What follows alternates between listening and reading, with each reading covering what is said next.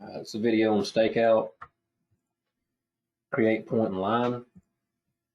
You can do a lot. There's a lot packed into this little menu here. First thing says select point. This is just a center line of a storm structure with the invert out elevation right there, that blue X. Point number 17, we'll pick it. You can see it already popped something up there. This is your angle, this is your distance, and that's however you want to slope the line or your point that you're calculating. If you want to do a line, you can make a line. It's a pretty good tool for calculating offsets for a storm pipe. So if I wanted to do it on this one right here, I'm going to turn that line off because I don't want it that way. I'm going to hold my percent right here at 0. So I want to punch it in and just go 20 feet. So I'm going to change this value right here to 20 feet. Put it in 20. We'll zoom in a little bit here so we can see it. There it is. Give it a code. We'll just call it 20. I already had this one marked up. And we'll say check. It'll actually hold that elevation at that point too. So feel 800 feet, not bad.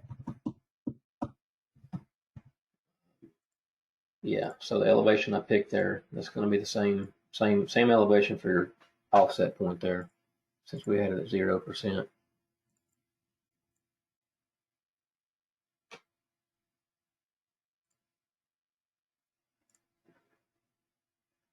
If you want to,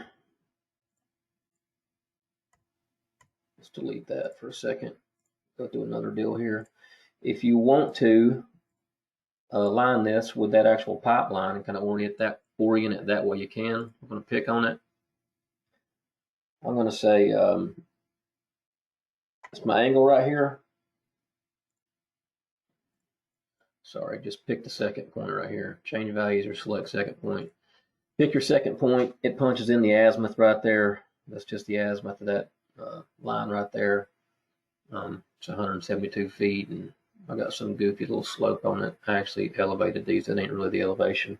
But anyhow, you can, if you want to swing it off 90 degrees to the right, you can actually punch in right here or select this.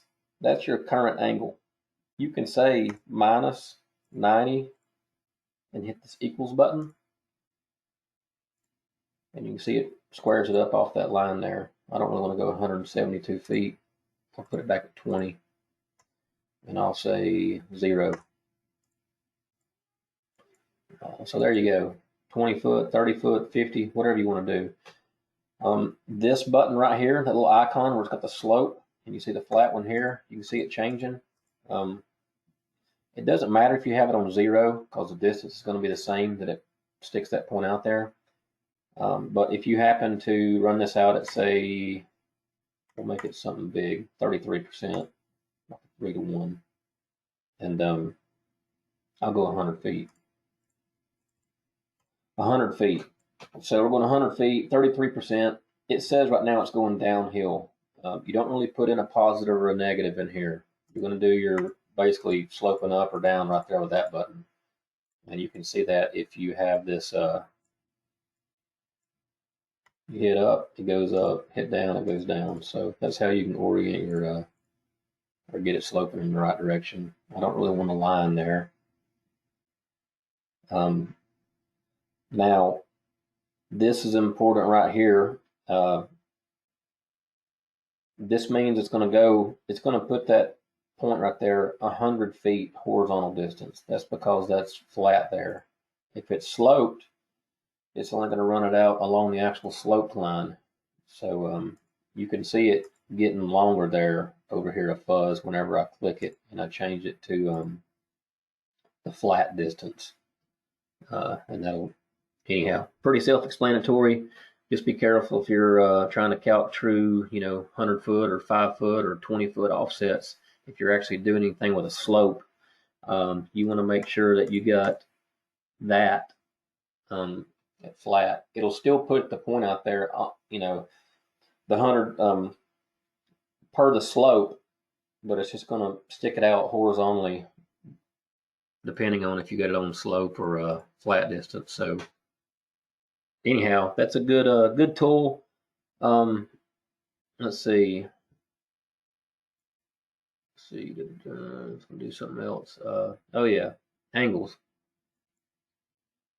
If you were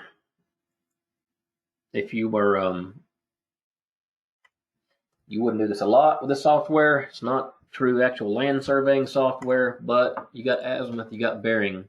So if you are wanting to punch in a deed description or go along some an actual bearing or something, you can do that. If you click that, change it to bearing.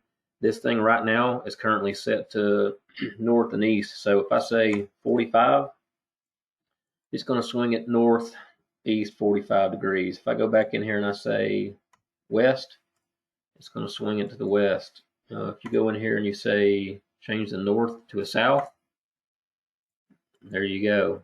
You get the point, pretty straightforward. If you are punching in something specific like an actual bearing, we'll change it back to north and east, and we'll say 45 degrees, 25 minutes, and we'll just say 56 seconds. There you go. You can do that. I have my unit set up in degrees, minutes, and seconds right now. If you're looking at yours and it looks different, or you need to flip-flop it, go home, go to units, angle. I got mine on degrees, minutes, and seconds. If you got decimal degrees, you're going to see that toolbar look a little bit different there. There you go, decimal degrees. So just make sure you're aware of what you're doing.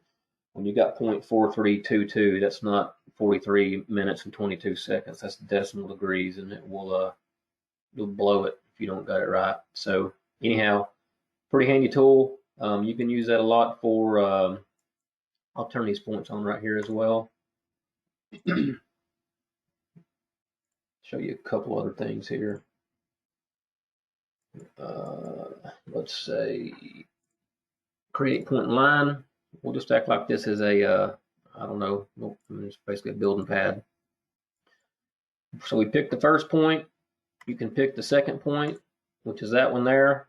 If you wanted to do like 5-foot offsets over here and project them, of course there's other tools for doing it, but remember, you can go in here and you can hit your angle there, and you can add 180 and hit equals. You got to hit that equals button, and it'll recalc it, and it'll swing it all the way around 180 degrees. And you can say 5 feet or whatever you want to do. We'll say 5. I'm gonna make my percent 0 because I don't want it pushing it uphill at 13.25%. 0. So there you go. So you can do a lot with that little tool. Pretty handy feature. Anyhow, hope that helps out.